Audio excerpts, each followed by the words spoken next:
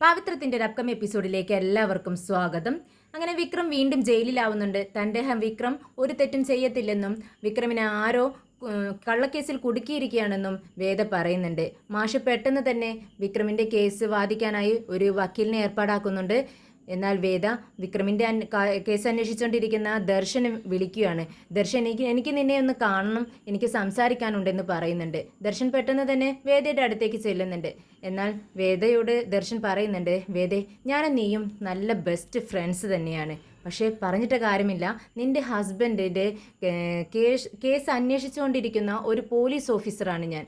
അപ്പോൾ ഇങ്ങനെയുള്ളൊരു കൂടിക്കാഴ്ച നിനക്ക് ഒഴിവാക്കാമായിരുന്നു എന്ന് പറയുന്നുണ്ട്. എന്നാൽ വേദ പറയുന്നുണ്ട്, ദർശൻ, വിക്രം ഒരു തെറ്റും ചെയ്തിട്ടില്ല, എനിക്ക് ഉറപ്പാണ്. അവൻ തെറ്റുകൾ ചെയ്യില്ല എന്ന് എനിക്ക് വാക്ക് തന്നിട്ടുണ്ട്. ഇതാരോ അവനെ കള്ളക്കേസിൽ കുടുക്കിയിരിക്കുകയാണ്. നീ നല്ലൊരു ഓഫീസറല്ലേ, നീ അത് അന്വേഷിക്കണമെന്ന് പറയാണ്. എന്നാൽ ദർശൻ പറയുന്നുണ്ട്, വേദേ, അതെല്ലാം നിന്റെ വിശ്വാസം മാത്രമാണ്. വിക്രം തെറ്റ് ചെയ്തിട്ടുണ്ട്. അതിനുള്ള തെളിവുകളെല്ലാം എനിക്ക് ശേഖരിക്കാൻ കഴിഞ്ഞിട്ടുണ്ട്. അതുകൊണ്ടാണ് ഞാൻ ഉറച്ചു പറയുന്നത്, വിക്രം ഒരു തെറ്റുകാരൻ തന്നെയാണ്. ഞാനത് തെളിയിച്ചിരിക്കും. എന്നാൽ വേദ വിക്രമിന് വേണ്ടി വാദിക്കുകയാണ്. വേദ പറയുന്നുണ്ട്, ദേ, നീ പറയുന്നതെല്ലാം തെറ്റാണ്.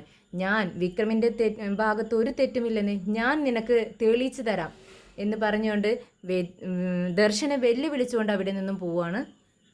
പിന്നീട് കോർട്ടിൽ വിക്രമിൻ്റെ കേസ് വാദിക്കുന്ന ദിവസം വരുവാണ്. അങ്ങനെ മാഷും കമലാമ്മയും എങ്ങനെ നന്ദിനി ആയിക്കോട്ടെ ശ്രീജയും എല്ലാവരും വേദയടക്കം എല്ലാവരും കോർട്ടിലേക്ക് എത്തുവാണ്. മാഷ് പക്ഷേ താൻ ഏർപ്പാടാക്കിയ വക്കീലിനെ കാണാത്തത് കൊണ്ട് തന്നെ വക്കീലിനെ ഒരുപാട് വിളിച്ചു നോക്കുന്നുണ്ട്. പക്ഷേ ഫോൺ എടുക്കുന്നില്ല. ഇത് കണ്ട് മാഷിന് ഒരുപാട് വിഷമം തോന്നുകയാണ്. മാഷ് വേദയോട് പറയുന്നുണ്ട്, വേദേ, നമ്മുടെ വക്കീൽ എന്തുകൊണ്ടോ ഫോൺ എടുക്കുന്നില്ല, റിങ് ചെയ്യുന്നുണ്ട്.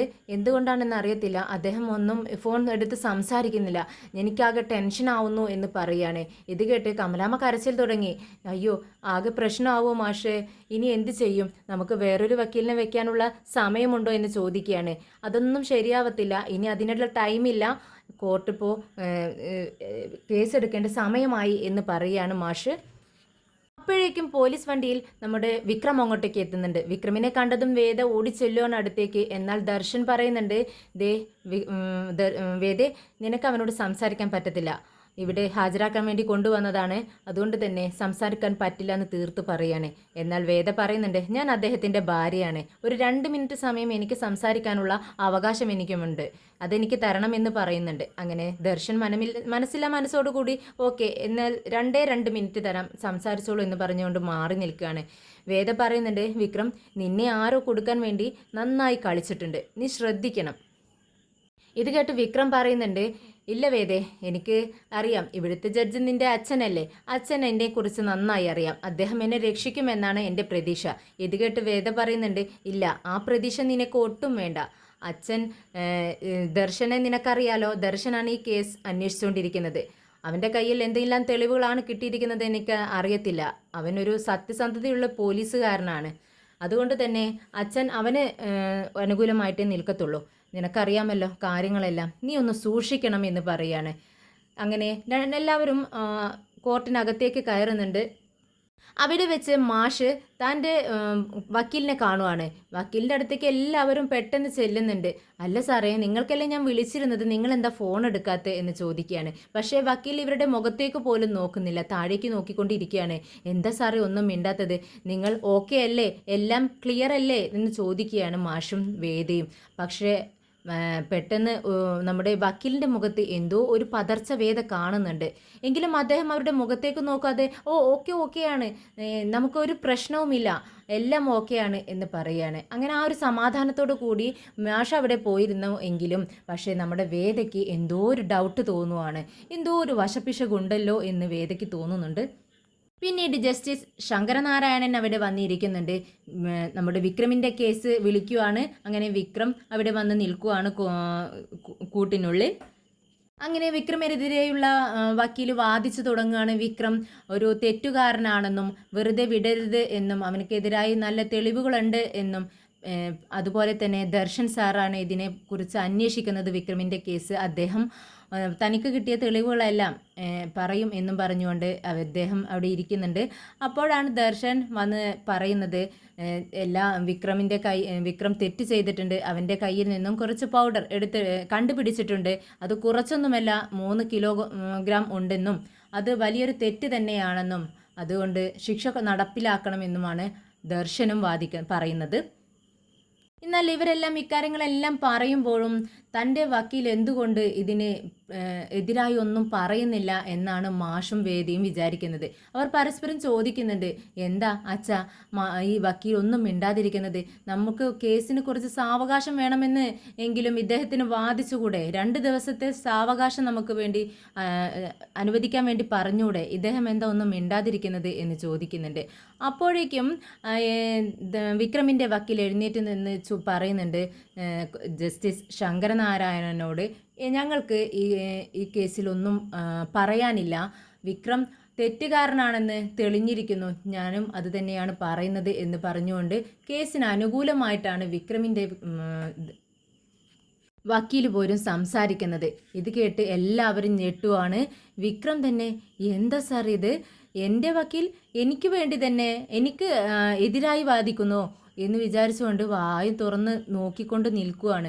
എന്താ ഇവിടെ സംഭവിക്കുന്നത് എന്ന് ആർക്കും മനസ്സിലാവുന്നില്ല. എല്ലാവരും പരസ്പരം നോക്കുന്നുണ്ട്. എന്നാൽ ഇതിന് പിന്നിലെല്ലാം പരമുവിൻ്റെ ആൾക്കാരുമാണ്. പരമു എന്തോ ഭീഷണിപ്പെടുത്തി വെച്ചിരിക്കുകയാണ്. അതുകൊണ്ട് ഇടയ്ക്കിടയ്ക്ക് പരമുവിനെ ഈ വക്കീൽ ഇങ്ങനെ നോക്കുന്നുണ്ട്. അപ്പോൾ പരമു അവിടെ ഇരുന്ന് വക്കീലിനെ ഭീഷണിപ്പെടുത്തുന്നതും കാണാം. അങ്ങനെ ജസ്റ്റിസ് ശങ്കരനാരായണൻ വിധി പറയാൻ പോവുകയാണ്. എനിക്ക് ഇതിൽ വിധി പറയേണ്ട സമയമായിരിക്കുന്നു. പ്രതിയുടെ വക്കീൽ തന്നെ പ്രതിക്ക് അനുകൂലമല്ലാത്തൊരു മൊഴി തന്നിരിക്കുന്നതിനാൽ എനിക്കിതിൽ പെട്ടെന്ന് തന്നെ വിധി പറയേണ്ടതുണ്ട് എന്ന് പറയാണ്. ഇത് കേട്ട് നമ്മുടെ വിക്രം പറയുന്നുണ്ട്, സാർ എനിക്ക് ഒരു കാര്യം പറയാനുണ്ട് എന്ന് പറയുന്നുണ്ട്. പറഞ്ഞോളൂ എന്ന് ജസ്റ്റിസ് ശങ്കരനാരായണൻ പറയുകയാണ്. എനിക്ക് കുറച്ച് സംസാരിക്കാനുണ്ട് എന്നാണ് വിക്രം പറയുന്നത്. ഇത് കേട്ട് ശങ്കരനാരായണൻ പറയുന്നുണ്ട്, നിങ്ങൾക്ക് സംസാരിക്കാനുണ്ടെന്നോ? നിങ്ങൾക്ക് സംസാരിക്കാനുള്ളത് തന്നെയല്ലേ നിങ്ങളുടെ വക്കീൽ പറഞ്ഞത്? ഇത് കേട്ട് വിക്രം പറയുന്നുണ്ട്, അല്ല സാർ, ഞങ്ങൾക്ക് പറയാനുള്ളതല്ല ഞങ്ങളുടെ വക്കീൽ പറഞ്ഞിട്ടുള്ളത്. അത് ആരോ ആയ അദ്ദേഹത്തെ ഭീഷണിപ്പെടുത്തി വെച്ചിരിക്കുകയാണെന്നാണ് എൻ്റെ ഒരു വിചാരം. അദ്ദേഹം എനിക്ക് അനുകൂലമായിട്ടല്ല വാദിക്കുന്നത്. അതുകൊണ്ട് തന്നെ എനിക്കൊരു വക്കീലിനെ വെക്കാനുള്ള സാവകാശം തരണമെന്ന് പറയാണ്. എന്നാൽ ജസ്റ്റിസ് ശങ്കരനാരായണൻ പറയുന്നുണ്ട്, അങ്ങനെ ഒരു നിയമമില്ല. നിങ്ങൾ ഓൾറെഡി ഒരു വക്കീലിനെ വെച്ച് കഴിഞ്ഞു, ഇനി ഒരു വക്കീലിനെ വെക്കാനുള്ള സമയം നിങ്ങൾക്ക് അനുവദിച്ചു തരാൻ പറ്റത്തില്ല എന്ന് പറയാണ്. ഉടനെ തന്നെ വിക്രം കെഞ്ചുന്നുണ്ട്, പ്ലീസ് സാർ, ഒരു വക്കീലിനെ വെക്കാനുള്ള ടൈം ഞങ്ങൾക്ക് അനുവദിച്ചു തരണമെന്ന് പറയുന്നുണ്ട്. ഇത് കേട്ട് നമ്മുടെ ശങ്കരനാരായണൻ പറയുന്നുണ്ട്, ഓക്കെ, എങ്കിൽ നിങ്ങൾ വയ്ക്കുന്ന വക്കീലിനെ ഇപ്പോൾ തന്നെ തീരുമാനിക്കണം എന്ന് പറയുമ്പോൾ വിക്രം ആകെ അമ്പരന്ന് വേദിയെയും മാഷിനെയും ഒക്കെ ഇങ്ങനെ നോക്കിക്കൊണ്ടിരിക്കുകയാണ്. എന്ത് പറയണം, ആരുടെ പേര് പറയണം എന്ന് വിക്രമിന് അറിയുന്നില്ല. പെട്ടെന്നാണ് വിക്രമിനൊരു ഐഡിയ തോന്നുന്നത്.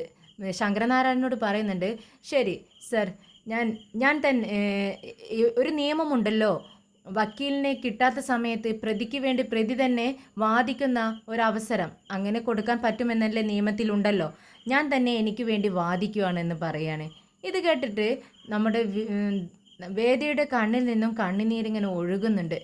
വേദ ആകെ സങ്കടപ്പെട്ട് നിൽക്കുകയാണ്. വിക്രമിന് എന്ത് സംഭവിക്കുമെന്ന് അറിയാതെ.